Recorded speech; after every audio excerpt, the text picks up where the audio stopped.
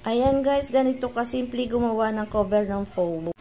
Tara, gawa tayo ng cover ng foam. Ayan, ito yung aking foam. Ito ay may kalumaan na, kaya papalitan ko siya ng damit, ng cover. Kaya ito, ang sukat niyan ay 75 by 60. In-adjust ko ngayon yung tela. Ginawa ko lang siyang 73 by 58 para mapurma ng panibago at ma-fit ng panibago ang aking foam. Kaya ayan. Ito kasi ay matagal na, luma-luma na to. Ilang taon na to, kaya kailangan na talaga niyang palitan ng cover. Kaya ayan, umpisahan na natin ang pagpalit ng cover ng ating foam. Nakat ko na yung kanyang damit, yung i-cover ko sa kanya, nakat ko na yan. Tatahiin na lang natin yan, tatahiin ko na lang yan.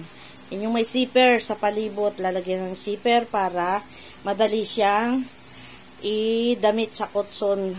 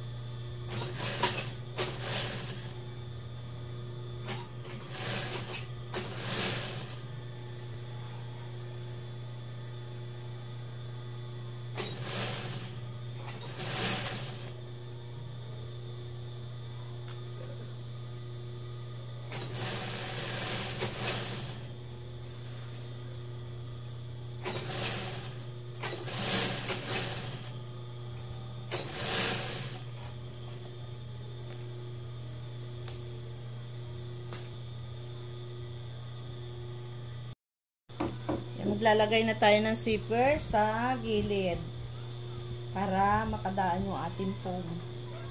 Atin papadaanin yung foam sa zipper. Oh. Love you. Ang kalambing naman talaga ng aking dalaga. I love you pa kay Mama Lu.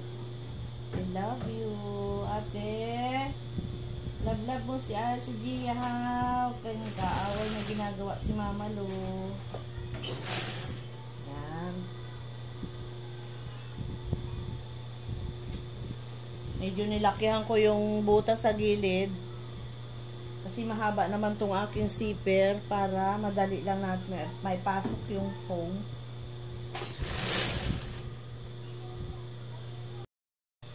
Maya-maya mukhang bago na yung aking foam. Okay pa naman yung foam niya, eh. Hindi pa naman ganun siya ka-flat. Maganda pa, malambot pa. Kaya lang yung sapin, yung damit niya, ako'y naiirita na pag-ariin natin at ari pa naman. Mahal din yan pag mabili kita ng bago yan. Yan na may pagka nadamitan ng bago at na-fit siya, mukhang bago na rin yan. Medyo ano lang muna tayo ngayon, practical baga. Sayang naman din.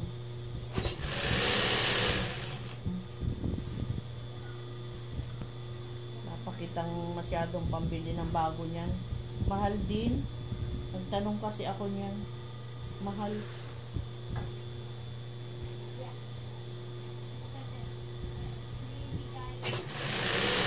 Ay, ayusin ko na lang muna tong hari pa naman.